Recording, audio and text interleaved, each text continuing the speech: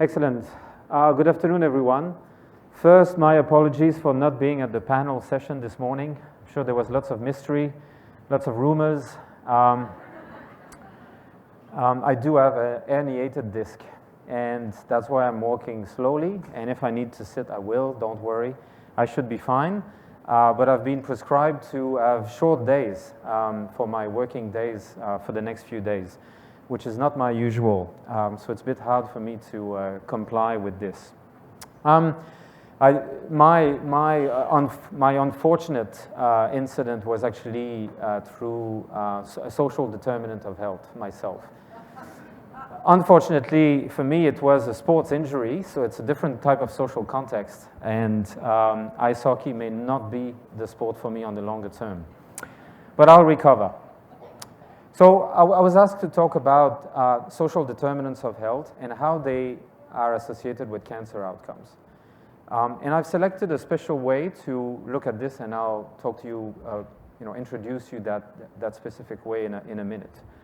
But before I do so, I would like to acknowledge the traditional owners of the land on which we meet today, the Gadigal people of the Eora Nation, and pay my respect to elders past, present, and emerging, and also any Aboriginal people with us today.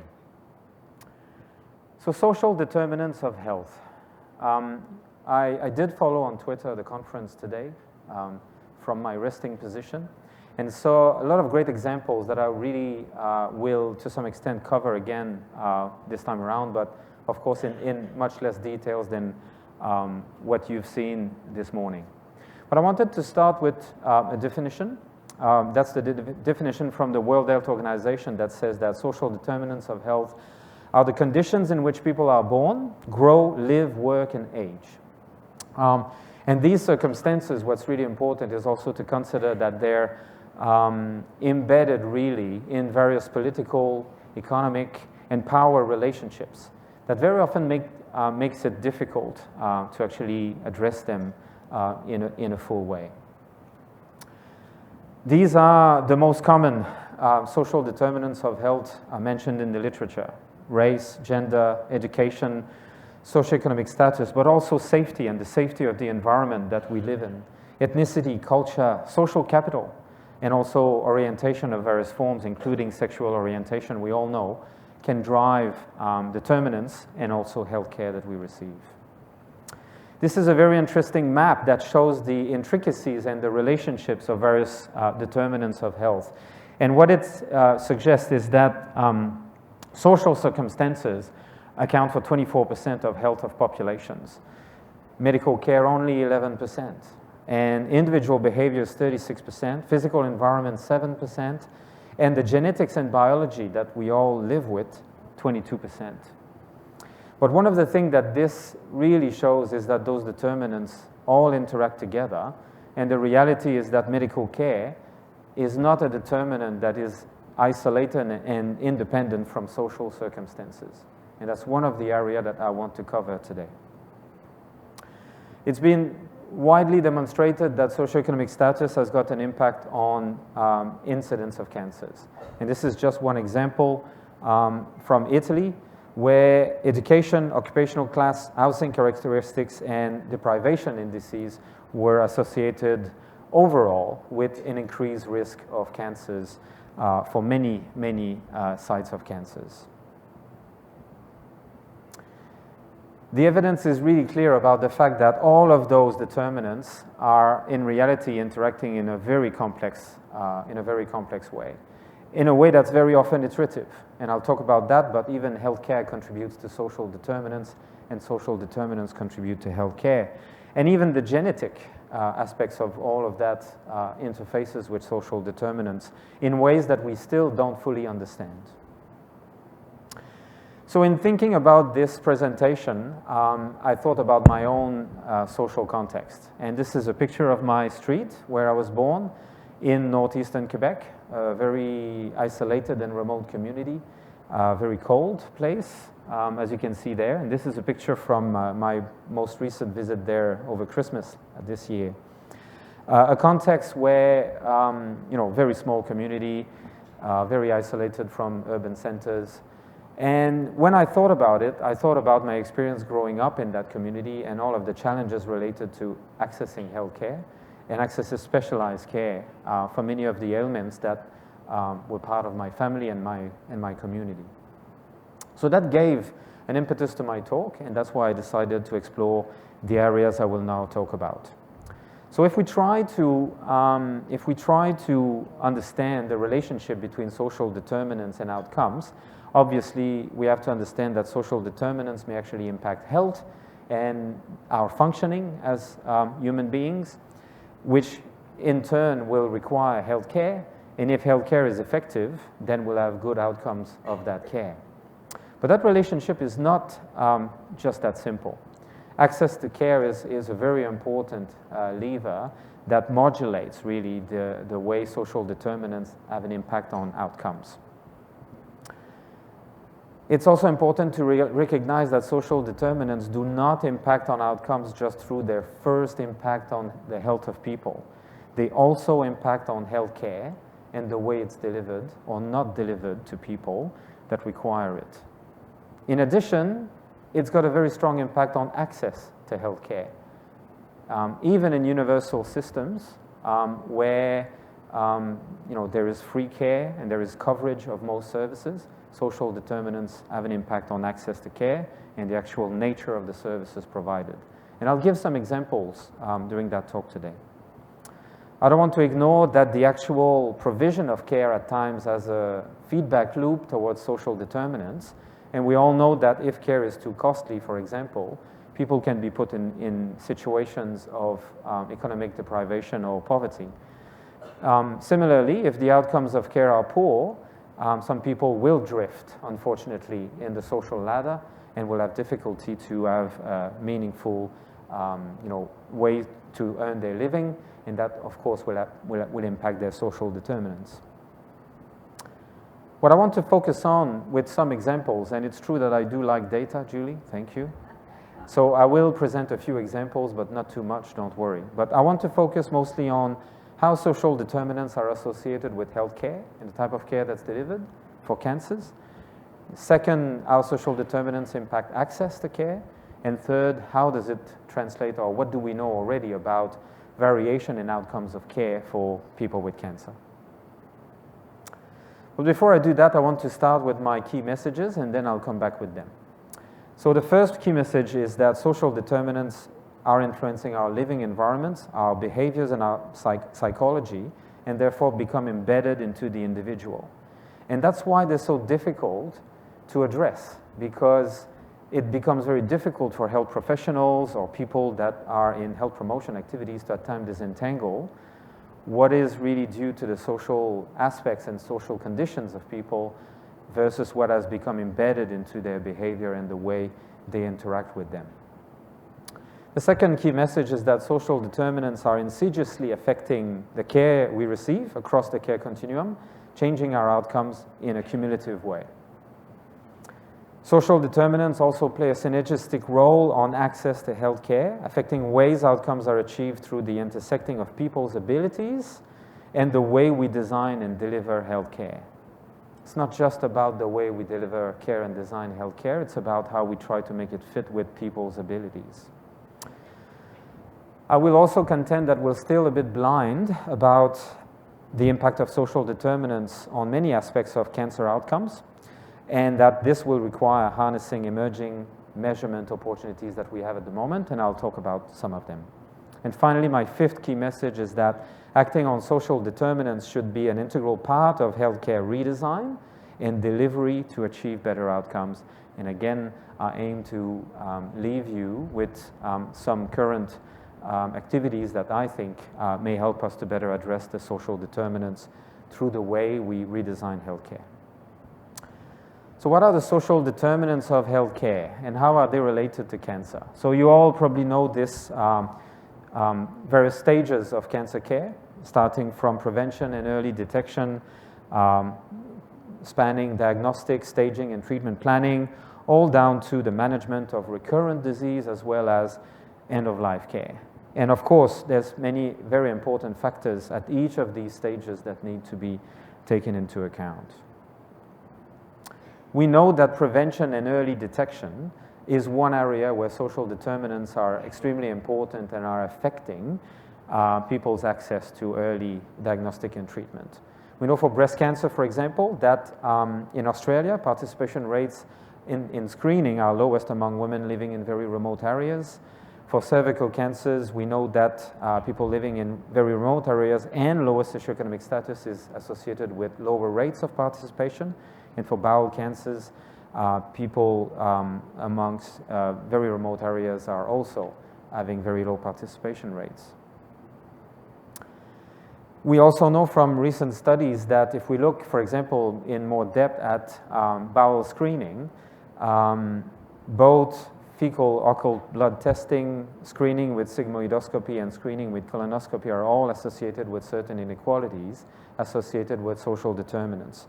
So, for example, people born overseas always have an odds ratio lower than 1 of being screened for cancer compared to people not born overseas. And that really means that they don't access screening as much as others. On the right-hand side of these graphs, you can see that people with tertiary education and people that are the least disadvantaged according to their socioeconomic status are all having a favorable association with screening. We know also that at the diagnostic staging and treatment planning phase, there are also inequalities. And these are driven by social determinants. So the first graph on the left shows that remoteness of residence is associated with later stages of diagnostic for many, many sites of cancers. For example, kidney, bladder, prostate, uterus, cervix, liver, stomach, colorectal are all cancers where people living in more remote areas arrive at the diagnostic at a later stage, and therefore their chance of survival is lower. On the right-hand side, we can see a similar kind of association with socioeconomic status, where we can see that for most of the sites of cancers, with the exception of lung and liver, people that are more disadvantaged are actually receiving a diagnostic of cancer at a later stage, again reducing their chance of a good outcome from the treatment. We also know that in terms of accessing treatment, there are various examples where social determinants are driving this access. So this graph shows that the further you live from a tertiary center with high-level specialized surgical procedures, the more likely you are not to receive surgical treatment for your cancer, controlling for other factors, except if you're from a remote area and receive your treatment in a highly specialized center, which probably means that people referred to a specialized center and living in remote areas are actually referred for the purpose of surgery, but if they're not referred for that purpose, their chances of not receiving treatment is higher. The second part I wanted to talk about and give a few examples with regards to access to healthcare, as I mentioned at the start. And I'm going to use as a starting point a framework that I've had the privilege to develop as part of my PhD studies, a framework that has been used extensively now to look at social inequalities in access to healthcare and published in the Journal of Equity, International Journal of Equity in Health. And that framework starts by saying that every time someone wants to interface with the healthcare system, they go through a process of healthcare seeking. And that's what this sequence or stages is representing. People need to identify their needs. They need to perceive that they could actually be helped by the healthcare that's available. They need to seek care and not just wait, wait and see how things go. They need to reach health services, and then they need to have an opportunity to meaningfully engage with healthcare providers so that ultimately they get the right care for their problems. And we all know that there's lots of drivers of access in the literature that relate to how services are provided. And that's what those 5 dimensions at the top of this graph are suggesting. How transparent are services about the types of activities and clinical services that they can provide? How acceptable are they? And how variable and diverse are the practitioners in the practice? Are they geographically located where people live? Are they affordable? And finally, do they tend to be appropriate and delivered in a way that is proficient by people. But what this framework really added and really relates to the notion of social determinants of health is the fact that you cannot just judge on the accessibility of healthcare services by looking at how they're organized. You need to look at how they're organized in relation to the types of people and the abilities of people that they aim to serve. It's not just about putting a clinic in a specific area. It needs to be in an area where the needs of the people would correspond to the services that this clinic aims to deliver. It makes sense, doesn't it? But it's very often forgotten. And the various abilities of people really are driven by social determinants of health. We know that people from lower socioeconomic status, lower level of education, and very often having gone through a migration process will not perceive their needs as acutely as people that have, that have higher socioeconomic status and higher education, for example. We also know that just in terms of being able to seek care and reach care, there are social drivers that may prevent some population groups to do so. And this framework has been used extensively with teenagers, for example, that very often fear stigmatization and therefore do not consult and seek care. And then, of course, ability to pay and ability to engage meaningfully with healthcare providers are also driven by social determinants, health literacy, etc. So what do we know about cancer, more specifically with regards to access?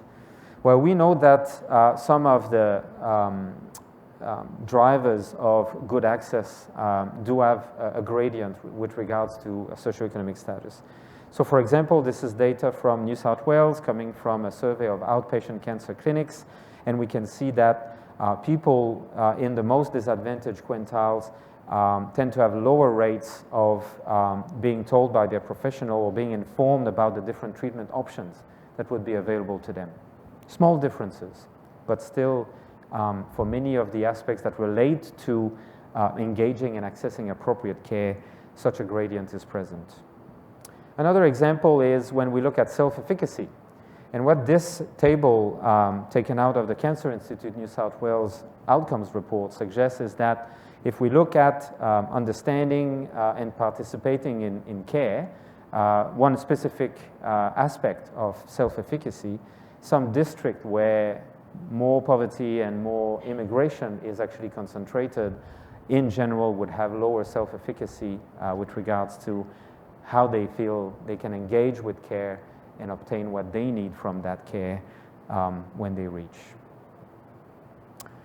We also know that in the Australian context, out-of-pocket expenditure is really part of accessing care, even in public facilities, with rebates never really covering entirely the cost related to care. And various studies have demonstrated that this has got an impact on people from lower socioeconomic status all across the country.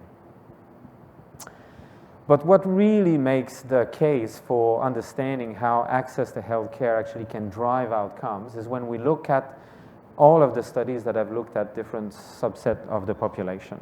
And I just want to summarize here some of the findings with regards to Aboriginality and how access to, and barriers to access to care for Aboriginal people is actually impeding their pathway during a cancer journey. Indigenous people face barriers to accessing care at the individual level, and that really impedes their access to cancer care.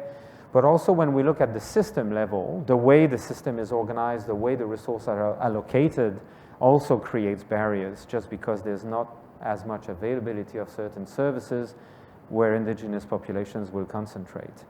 And at a structural level, there's also inequalities embedded in the way we engage with Indigenous populations that really prevents them from engaging fully and receiving care that is at the same level as non-Indigenous populations in Australia. The third part that I wanted to explore before I talk a bit more about what to do or what are currently some of the opportunities we may have to act on social determinants relates to what we know about the outcomes of care and how they're related to social determinants for cancers. And the first example I wanted to show was this study done in New South Wales by some of our colleagues, which really demonstrated that in the last 3 decades, the inequality in terms of survival from cancer has increased in Australia. And what this graph shows is that the odds ratios, as we go across the least, oops, sorry about that. Here you go. As we go from the least disadvantaged to more disadvantaged population, you can see that the ratios we had in 1980-89, around 1.05, so 5% more chances of survival, have gone up to around 25% increased risk of death according to socioeconomic status. So in this case, it's really increasing inequality that this study has suggested, a very important outcome. Another interesting example is when we compare incidence of certain cancers with actual chance of survival. And what we can see here for prostate cancer is that the most disadvantaged group is the group with the lowest age standardized rate compared to higher quintiles, which is very often believed to be related to screening as well. And lowest or most disadvantaged quintile also have a lower chance of survival compared to highest quintile, and a 5 percentage point difference. So you can see how things can compound, and social determinants of health can really be related to various types of outcomes in very disadvantageous ways. This is a graph that shows that for most cancer sites, if you look at the Cancer Institute New South Wales data, there's variation between local health districts in terms of all-cause survival by cancer type, even though survival has increased overall between 2004-8 and 2009-13. So you can see here, for example, that for gastric cancers, there's a significant variation in survival rate, probably going from around 20% to 40% between districts. And districts are big areas with big populations, which really suggests that the care provided in different areas really would have an impact on survival for patients. We also know from recent analysis in New South Wales that if we look at the proportion of people that will have to go to an emergency department following their first diagnosis of cancer, there is also inequalities, people having to go to the emergency department much more if they're in the most disadvantaged quintile, controlling for other factors with a standard hazard ratio of above 50%. So 50% more chance of having to go to the emergency department in the year following diagnostic if you're in the poorest group of people. And unfortunately, we also know that people have more complications of care when they're from certain socio-demographic groups. So what this slide shows is that 12% of people in the least disadvantaged group had a complication following an outpatient cancer care visit, compared to 16% in the most disadvantaged group. And amongst those that had a complication, people that are from most disadvantaged groups had more impacts of these complications on their quality of life and on their day-to-day activities. So again, a compounding of impact related to social determinant. Finally, and I think that's the last data slide that I'm presenting, there's also a relationship between socio-demographic factors and social determinants with functionality for patients that are currently undergoing treatment. And this comes from the use of a standardized quality of life measure. And it really suggests that there is a significant variation in symptom score and functionality between various local health districts in New South Wales for people in active phase of cancer treatment. And that really relates to the impact that services can have at a very crucial time and a very crucial moment in a patient's life living with cancer. Because symptoms have to be controlled, complications have to be avoided, quality of care is really paramount. So social determinants of health really have a cumulative and synergistic impact. And I just want to take 5 minutes to talk about that. In a recent paper, Fran Baum and colleague suggested that the healthcare sector is a vital determinant of health in itself, and a key resource in improving health in an equitable manner. And actors in the healthcare sector must recognize and reverse the sector's propensity to generate health inequality. There's an increasing realization that even though when you look at the population level, maybe healthcare contributes only 11% of the entire outcomes, because other determinants are really important to drive incidence of disease. Once people have illnesses, healthcare, unfortunately at times, drives good but also poor outcomes. And this sometimes comes from professional and structural biases that we have. And these can affect, as I've alluded, screening, diagnostic, and treatment. And I'm not even talking, of course, about all of the prevention interventions that we know are associated with socioeconomic gradients as well. There is also increasing evidence that at times it's the professionals' cognitive biases towards what patients may need based on their individual characteristics that may actually drive some of those inequalities according to social determinants. There's a recent study that even suggested that clinicians did not prescribe the same kind of treatment according to patients' marital status, really making a judgment, conscious or not, about how someone would benefit from care depending on their marital status. And unmarried people were less likely to survive in that study, and that study suggested that there could be some biases related to that. I know it's only one study and it's an emerging field, but it really conveys us to think about how we engage with patients and really let behind some of the assumptions we may have, and therefore we need to hear from them directly. But it's a cumulative and synergistic effect that really I contend today relates also to the accessibilities of people. As I suggested, people are less likely to go from prevention to screening to diagnostic to treatment based on those abilities, and we need to consider them because social determinants are very strongly driving them. This is even more so when people have more than one social determinants that is actually associated with lower access and lower quality of care. And that relates to the concept of intersectionality really emerging in the literature that really conveys us not to look at each of the determinants in isolation to each other, but really look at them when they come together. So what if you're a younger male from a certain sexual orientation, live in a deprived environment, and of a specific ethnic status? We know that those can actually conflate all of those relationships, but there's very few studies around it. So that's something that we should pay attention to really truly understand social determinants, but also how to try to tackle them in healthcare systems. So I want to finish this talk by talking how we can and should be acting on social determinants as part of healthcare redesign and delivery of care. In a recent paper a few years ago, Gottlieb and colleagues suggested that our current approaches really focus on social determinants from a population level perspective and at the level of policies.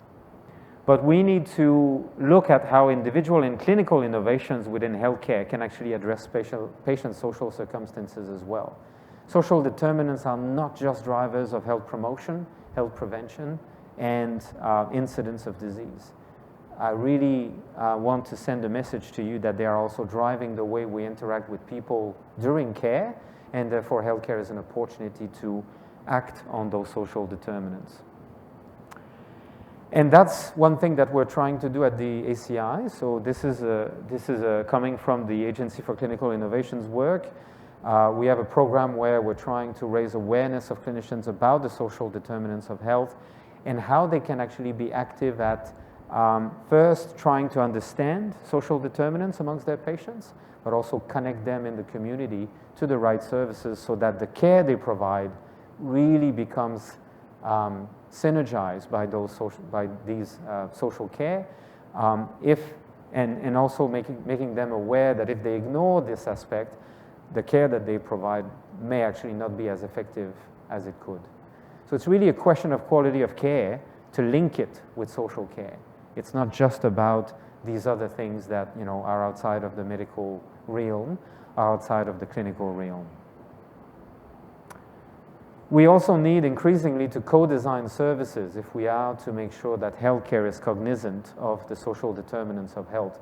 Because by engaging patients very early and having a broad range of representation of patients from different vulnerability groups, we may be better able to understand their usual circumstances and how the care we provide may actually be impeding their access and impeding ultimately the effectiveness of the care we provide for them.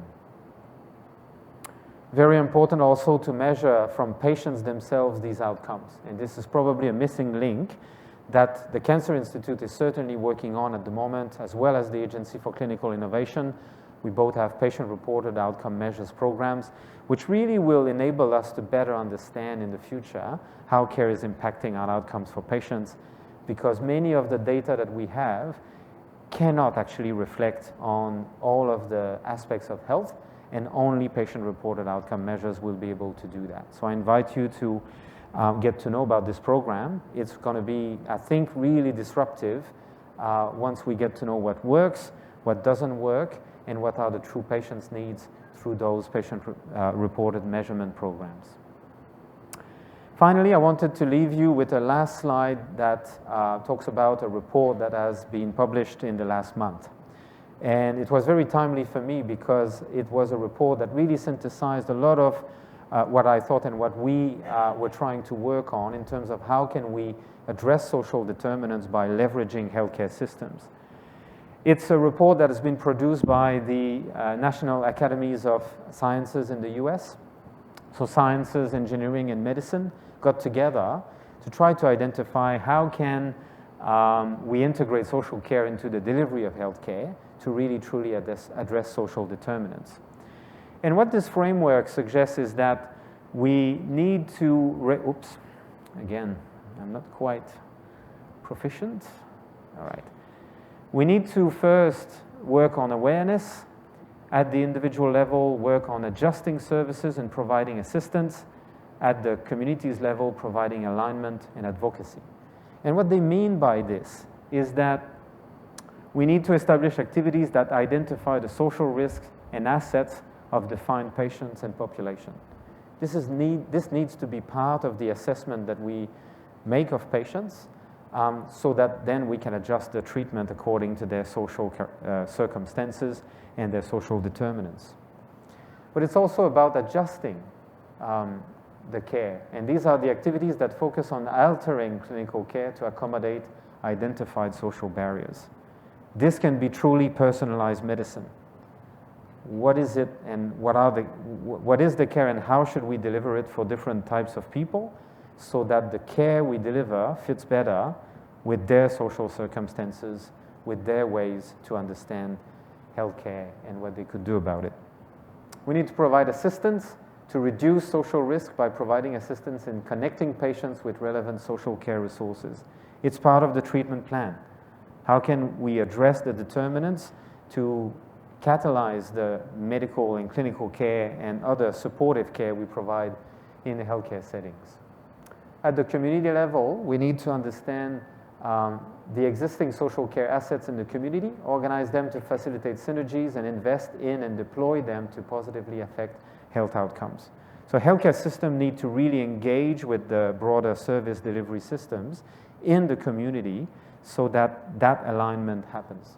And finally, they also propose advocacy, really saying that we need to partner with social care organizations to promote policies that facilitate the creation and redeployment of assets or resources to address health and social needs. And that's important because we all know that currently our level of investments are driven by the current status of allocation. We need to partner with social organizations to try to shift this and advocate for investments that are required that will really take care of the social determinants component. And that, I hope, I've been able to convince you is something very important to do. So my key messages were that social determinants influence our living environment, the way we live, our psychology, and they get embedded into us. that social determinant also affect the care that we receive all across the continuum, that they play a synergistic role with access to health care, and really barriers to access to health care compound many of the detrimental impacts of social determinants.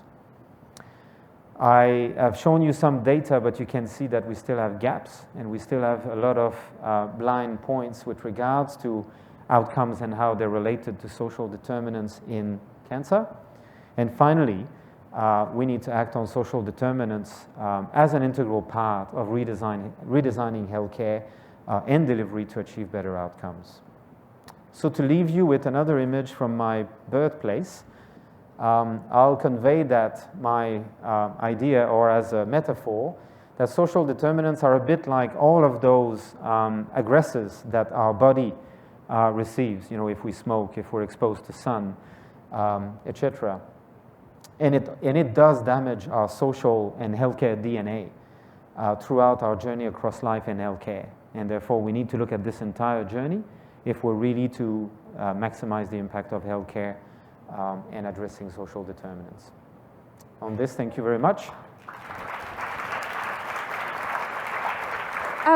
Ladies and gentlemen, I put it to you that Dr. Jean Frederic Levesque has given a compelling presentation at the end of a conference on a conceptual topic of immense significance, and yet conceptual, and we are alert and electrified. Would you give him another clap? What I'd like to do is to take some questions, and I know it's hard at this time of the day when people have family responsibilities, but I will finish 10 minutes early if you're able to stay with us for this final segment. Questions or comments for Dr. Levesque? Can I ask the first one, because I'm bursting. Why is the risk of death for people in the lower socioeconomic quintile, if that's the right word, increased in recent years? That really shocked me. I think it's a very good question. I will not pretend to have the answer to that question, but what I really wanted to convey is the fact that there are cumulative disadvantages that really accumulate and could actually reflect on this. Is it early access? Is it changes in the composition of the population that makes more of more people living in social disadvantages having cancers? All of those things are extremely dynamic. You mean like the aging population? Well, there's aging, but there's also increasing migration. We know also that there's increasing costs in healthcare currently, with lots of co-pays, etc. All of those things can actually influence people's decisions to seek care early, and ultimately also affect their decisions with regards to treatment. Questions or comments, ladies and gentlemen? Thank you, sir. I'll hold it. Do you want to just introduce yourself? Christopher Horn, the Cancer Institute. Thank you, Dr. Levesque. That was a fantastic talk. You obviously have quite a system view of this, and particularly having worked in different places within the system and great exposure to the data here. It seems that there's probably a bit of a two-prong approach we need to take here, both identifying and addressing some of these barriers, but also really taking a forward look to undoing some of the damage that will be done in the future if we don't undo these social determinants. But the health system historically finds it difficult to take action now for something that won't pay off until a long time in the future. Do you have any thoughts about that, or suggestions about ways we might take a bit more of a wider strategy? Well, I think it really starts with the individual interactions that clinicians have with patients, and that can be through screening programs up to very curative services. And it starts with the realization that providing good quality care is not just practicing according to the guidelines and having the most perfect and accurate treatment plan according to what the medical science is suggesting. We need to understand how people are living in their social circumstances, ask about that, and really try to come with a tailored approach so that we increase the chance of adherence to treatment, we increase the chance that really the patient's objectives are going to be met by what we do at the clinical level. And that really can have very immediate consequences on the social determinants of health and some of their impact on outcomes. I do think that, if we look at how the national academies are suggesting we tackle this issue, there's also some longer term things that we need to do. And that really relates to the redesign. And again, I think that if we make the effort of co-designing our services, really asking patients about what would work for them, what are the key barriers that would prevent them from reaching appropriate care at the right time, is a bit longer term, but would really also provide benefits with regards to those social determinants. I would have thought investment in social work is critical because to partner with the social services, you have to have relationships with people and probably better relationship with general practice, if I could just throw those in. Absolutely, I would agree with you. And when I was practicing as a clinician in Canada, I was practicing in refugee health. And you may understand that social care was really intrinsically part of the care we were providing. We were collaborating with social services all the time to really make sure that we were not just addressing the acute care needs of those migrant populations in a really difficult situation, but really help them to influence their living environment so that the treatment we would provide, either from a psychological perspective or a medical perspective, would have the best chance of working. Thank you very much for your presentation, Dr. Simon from the Northern Sydney Cancer Centre. My question or comment is in regards to your slide on the intersectionality of the social determinants. And I'm sure I did a thorough scan of it, but I was surprised to not see potentially mental health in those social determinants. And so I would excuse my ignorance. I was just wondering if that was in the literature or is discussed as a separate social determinant. Many frameworks, of course, make mental health fully part of the social determinants of health. Many frameworks actually put healthcare as being a social determinant of health, and that's fine because really healthcare is also driven by the politics of societies, and therefore it is not entirely something that we access at the individual level. Mental health is, of course, a health status that really synergizes all of the detrimental impact of other social determinants of health and should really be considered as part of an intersectionality perspective.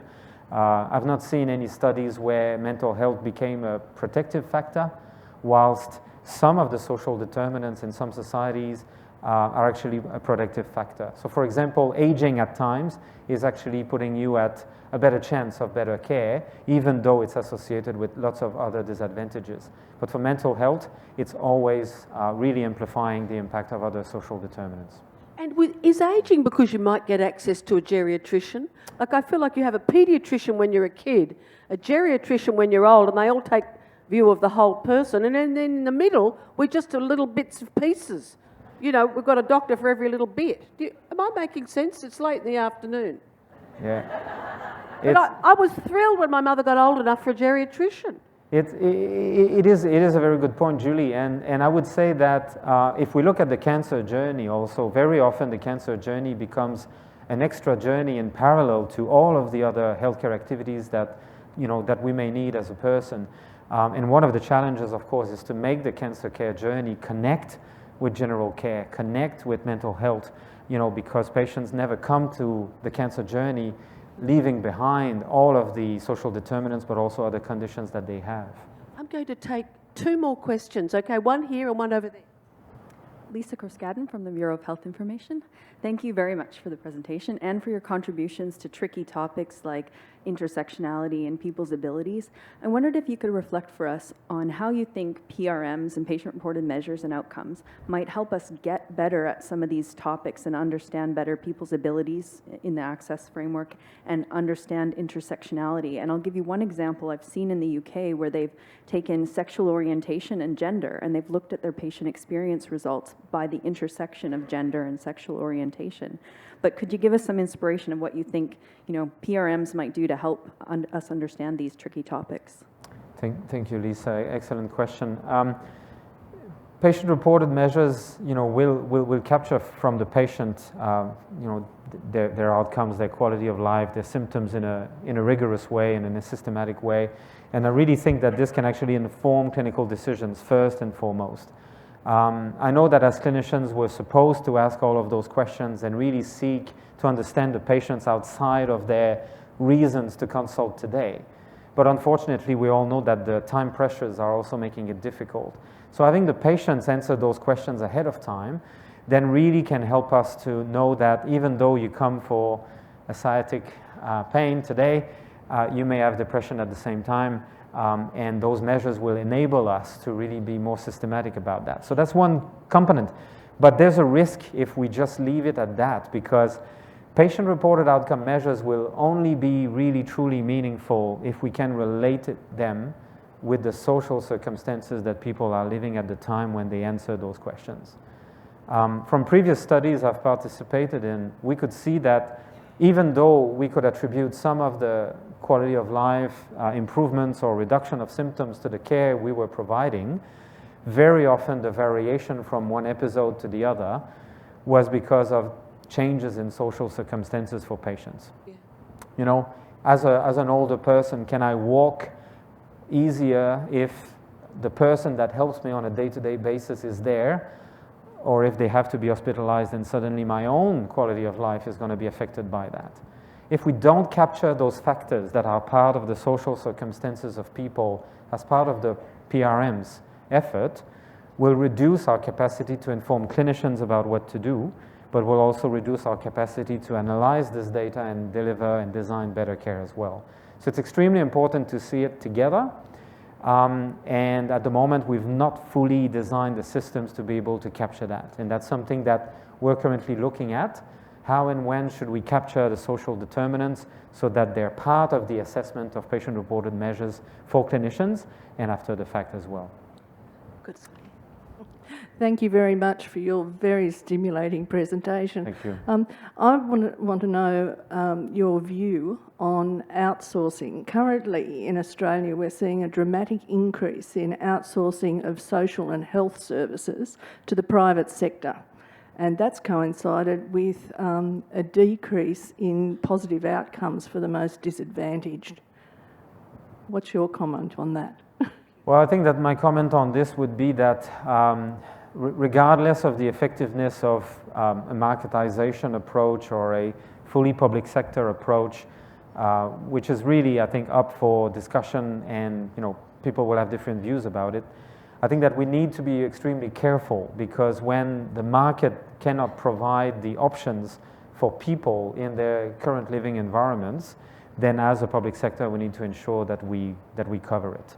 And coming from a very remote community in Canada, I can tell you that I wouldn't like to live with a disability in that context if the very little facilities that we have there was not there to provide some of those services. So it really is different according to different contexts.